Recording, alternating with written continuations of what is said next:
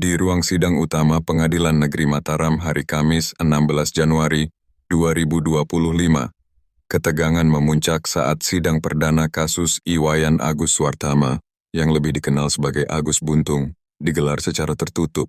Tersangka pelecehan seksual terhadap 15 perempuan, termasuk 3 anak di bawah umur, kini harus menghadapi majelis hakim untuk pertama kalinya. Mengenakan rompi tahanan berwarna merah marun, Agus melangkah masuk ke ruang sidang tepat pukul 9. Agus adalah seorang penyandang disabilitas tanpa kedua tangan, namun keterbatasan fisik itu tak menghalanginya untuk menjadi pusat perhatian publik dalam kasus yang menggemparkan. Ia ditetapkan sebagai tersangka pada 9 Desember 2024 setelah seorang mahasiswa memberanikan diri melaporkan tindakan pelecehan yang dilakukan Agus. Seiring waktu, jumlah korban terus bertambah hingga mencapai 15 orang. Bukti berupa rekaman suara dan video turut memperkuat tuduhan terhadapnya. Modusnya adalah manipulasi emosional dan ancaman yang digunakan untuk memperdaya para korban. Nggak bisa, Pak. Mama enggak.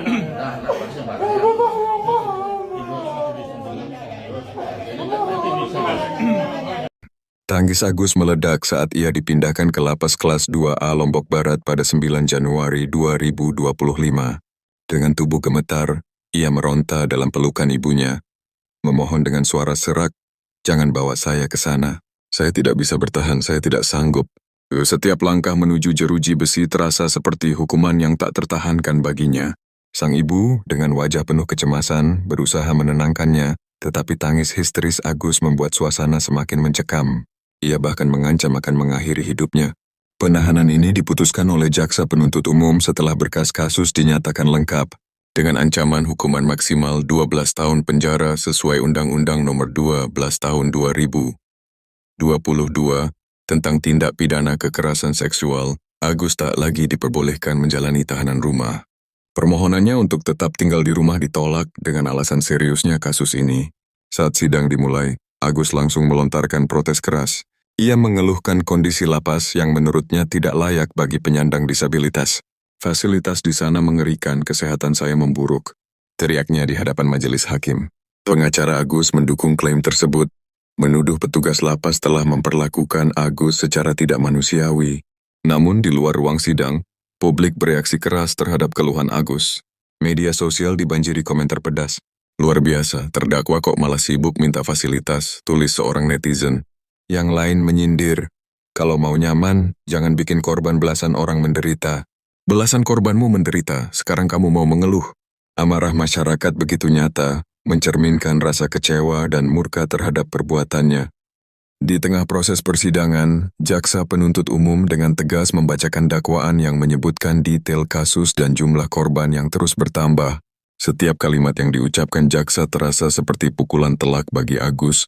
Wajahnya semakin pucat, dan sesekali ia menggelengkan kepala seolah tak percaya dengan apa yang ia dengar. Keluarga Agus tampak terpukul. Sang ibu tak henti-hentinya menangis, memohon agar hakim memberikan keringanan hukuman dengan mempertimbangkan kondisi disabilitas anaknya. "Anak saya sudah cukup menderita. Mohon kasihanilah dia," ucapnya dengan suara bergetar. Ibu Agus terlihat sangat emosional dan tidak dapat menahan kesedihannya, yang menyebabkan dia pingsan di lokasi tersebut. Sidang yang berlangsung selama hampir 3 jam itu akhirnya ditutup dengan keputusan hakim untuk melanjutkan ke tahap berikutnya. Agus, dengan langkah gontai, digiring keluar dari ruang sidang.